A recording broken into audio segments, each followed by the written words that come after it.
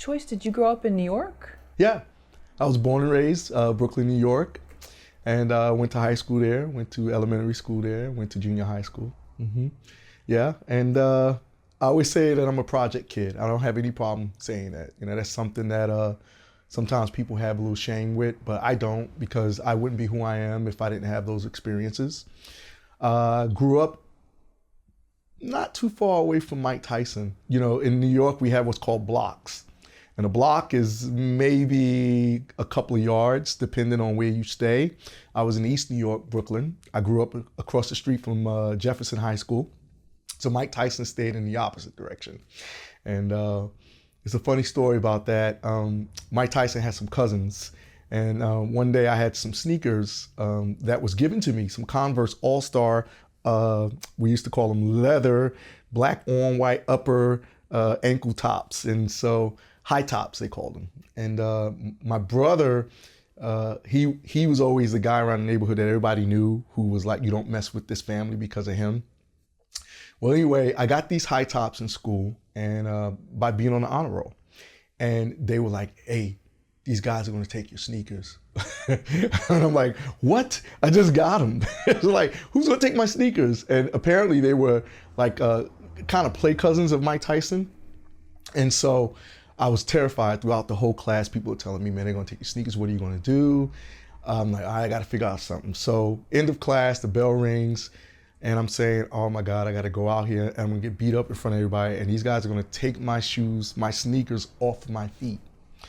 So me being the smart person that I was at that age, I said, okay, I don't wanna do that. I'm gonna go the other direction. So there was a teacher who, she was leaving. And I said, listen, can I leave with you? Do you mind if I walk out this way? And we went out the back way. As I walk out the back way, I could look down the street on the corner and I could see that these guys were waiting.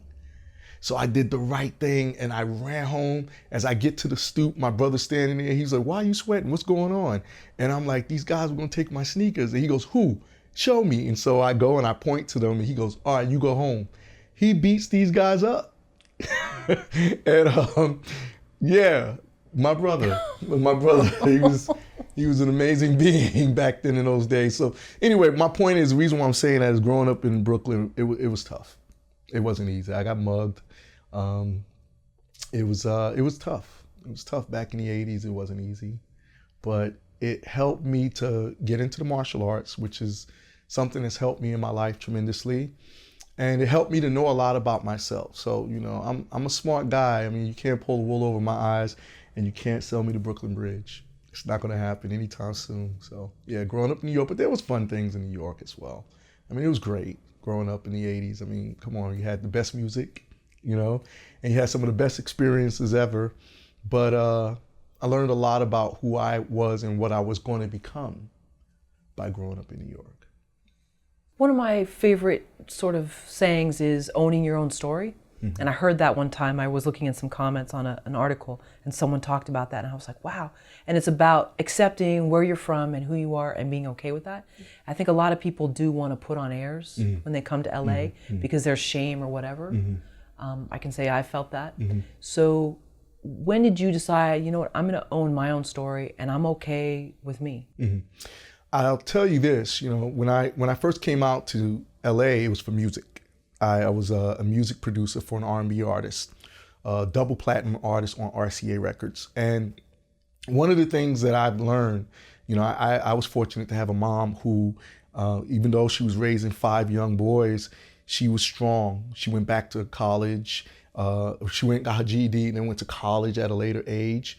And she always took care of us and she always made sure we had what we needed. When I moved to LA, it was a thing of, okay, wait a minute, I've survived New York, Brooklyn.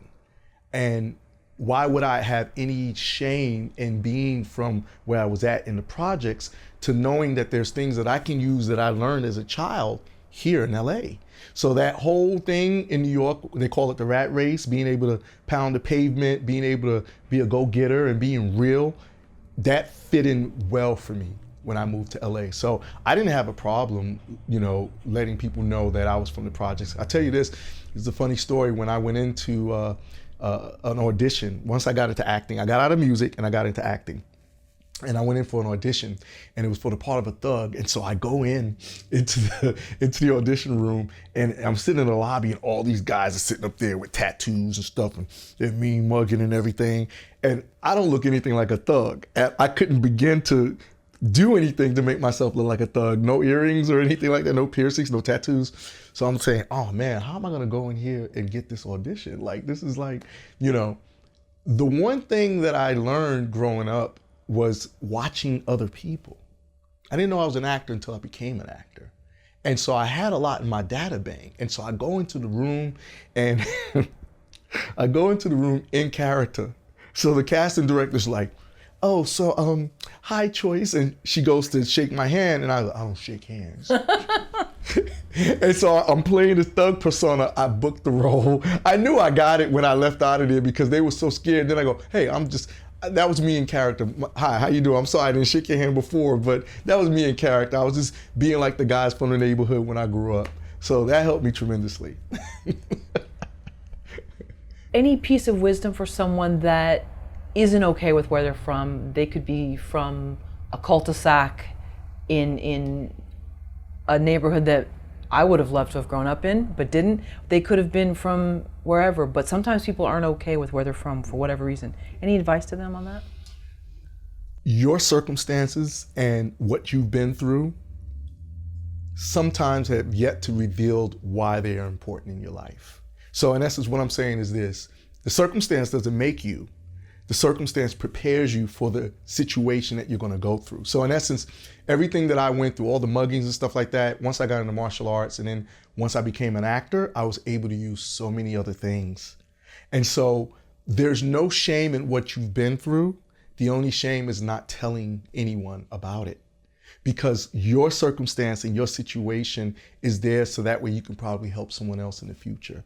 You would be surprised. Like just me talking about being a project kid, sometimes I go and I speak at high schools or I'm on a panel and I'll tell people this and they're like, really? I would have never thought. I thought you might have been to college and you grew up in a suburb. And I'm like, no, I chose to speak well because that's what I wanted to be perceived as a person who could speak well. And so for me, it's a thing of the shame of hiding something comes from not realizing that there's power in that. There's power in being different. There's power in coming from a place of adversity. Who wouldn't be able to say, hey, I've been through this and I'm still here? We're strong from that. And so embrace it because there's so many people whose lives you're gonna touch. And I've learned that by being who I am and by being honest about the stuff that I've been through. I enjoy it, and I think that anybody that doesn't want to explain where they've come from or what they've been through is they're not ready to receive the true blessing, which is touching others.